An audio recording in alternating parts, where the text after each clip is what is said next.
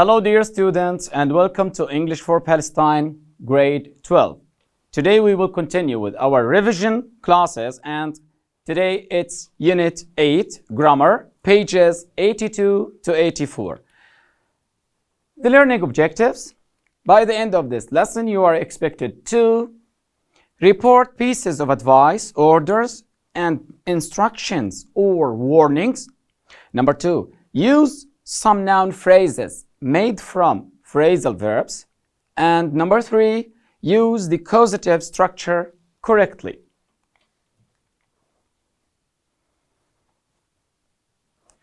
Steps of reporting advice, orders, and warnings. Look at this box. When we have a positive or an affirmative piece of advice, and you may find some words like should or is a good idea to or you'd better.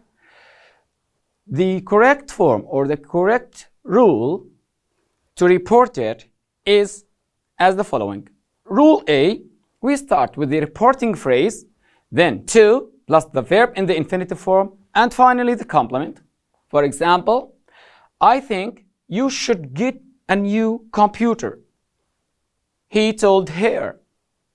He told her, maybe you say he advised her, it's okay, to get a new computer. He told her to get a new computer. Rule B, the reporting phrase plus that, plus the subject, plus the verb in the past form, and finally the complement. Let's read this example. Remember that prices can go up as well as down. The reporting phrase, she advised him. Maybe you can say, she told him, it's okay, that prices could go up and down. When we have that in the sentence, we start reporting the sentence after that. Here, that, then the subject, prices, the verb in past form, can becomes could, and the rest or the complement of the sentence. Now, when there is a negative piece of advice, and it's usually starts with don't or shouldn't, or it's not a good idea to, you have also two rules.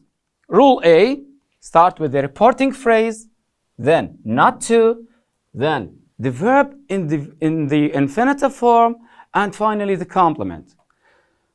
Here we have an example. I think you shouldn't go there alone. He advised her. He advised her. He told her. He warned her. It's okay. Not to, as in the rule, and the verb in the infinitive form, then the complement. He advised her not to go there alone. Now, rule B, for negative pieces of advice, start with the reporting phrase plus against, plus the verb in the ing form, and finally the complement. Let's read this example. Don't accept the first offer you get. Here we have to use against. It means rule B. She warned him. This is the reporting phrase. Then against. Then the verb in the ing form, accepting, and the rest or the complement, the first offer he got. Don't forget that. We are reporting here. So the verbs usually turned in the past form. Here we have an activity. Report the followings. Take 2 minutes and try to do these sentences.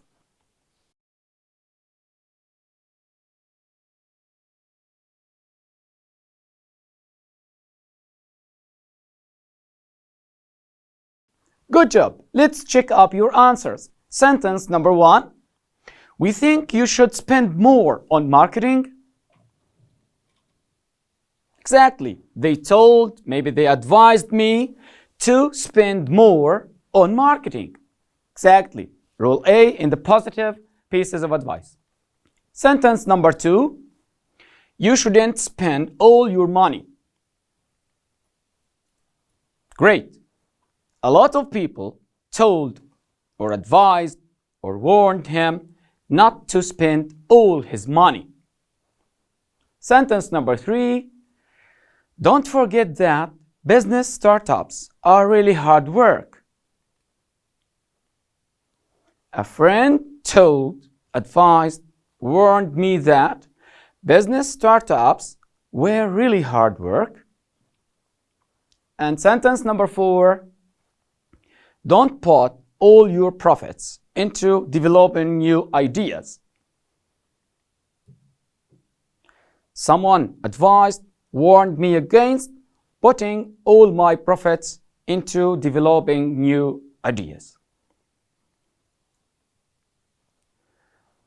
Another activity, rewrite the sentences using the words in brackets. Sentence number 1. It's not a good idea to waste too much time on the internet. The teacher said. We have to use told and warned against. Let's see the correct answers.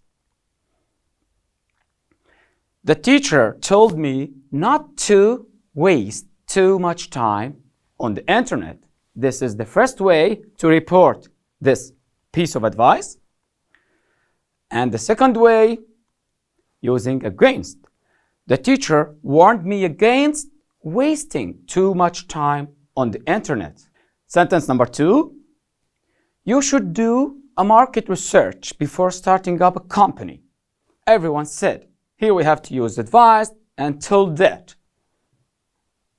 The first way, yeah, everyone advised me to do a market research before starting up a company.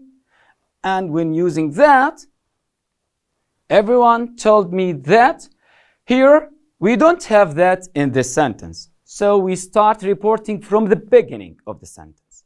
That I should do a market research before starting up a company. You have to pay attention to this. Sentence number 3. Don't touch the door because it's painted. My mother said. Here we have to use against. My mother warned me against touching the door because it was painted, and when we report, it means that we carry the meaning one step to the past. So verbs should be changed to the past. Is becomes was. Now it's time for a break. See you soon.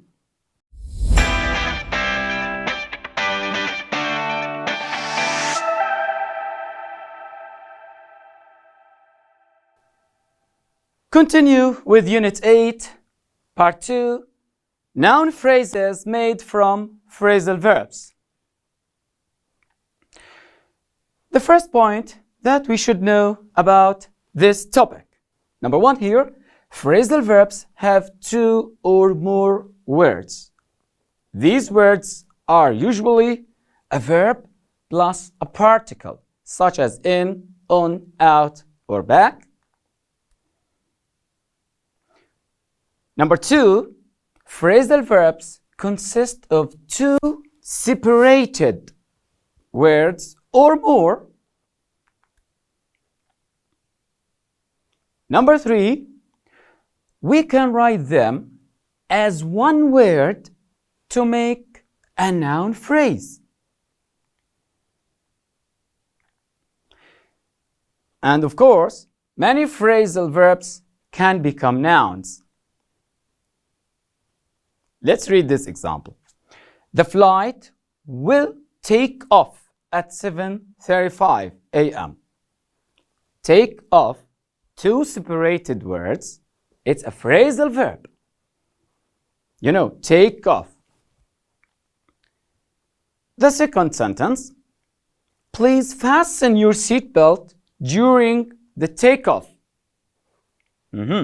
It's a noun phrase. Remember that the following phrases are followed with nouns. When there is this, that, some, a lot of, the, a, an, and prepositions in general, in, on, at, etc. Let's do this activity to check up your understanding. Choose the correct option to complete the following sentences. Sentence number 1. We need to stop this of our business by a larger company. What is the correct choice? Is it to use the verb A, take over, or B, take over? Exactly. This is followed with a noun phrase, so the takeover is the correct form. Sentence number 2. The prisoners defense and escaped. A, broke through, or B, break through. The correct choice is broke through. Why? Here, subject needs a verb, so we must use the verb phrase. Sentence number 3. There was a misunderstanding because of a in communications. Again, A, break down, or B, breakdown. Exactly. Noun phrase. Why? We have a, and it's followed with a noun phrase. Sentence number 4. Please for any urgent calls. Stand by or stand by? Yes, verb. After please, we use the infinitive form of a verb, and here, stand by is the verb phrase. Part 3. The causative structure. We use the causative structure to talk about actions we don't do ourselves, but ask, tell, pay someone else to do for us. Number 2, we make the causative structure to have or get something done using this form. Have or get plus an object plus a past participle form of the verb. Let's see an example. He needs to repair his watch because it stopped working. Let's now use the causative structure to rewrite the sentence. He needs to have or get one of them. Then his watch, the object, then the verb in the past participle form, and the other words in the sentence. He needs to have his watch repaired because it stopped working. Activity. Rewrite the following sentences using the causative structure. Sentence number 1. I washed my car. Now we have to use the verb have to rewrite it using, of course, the causative structure. The correct answer is I had my car washed. Had, then the object, my car, then the past participle form of the verb washed. Sentence number 2. You should ask someone to type these documents for you. Use get. You should get these documents typed. Get an object and the past participle form of the verb. Sentence number 3. He asked somebody to cut the grass in his garden. We need to use both have and get. He had the grass in his garden cut. He got the grass in his garden cut, and of course, the meaning here is the same. That's all for today. Thanks for watching. See you soon. Goodbye.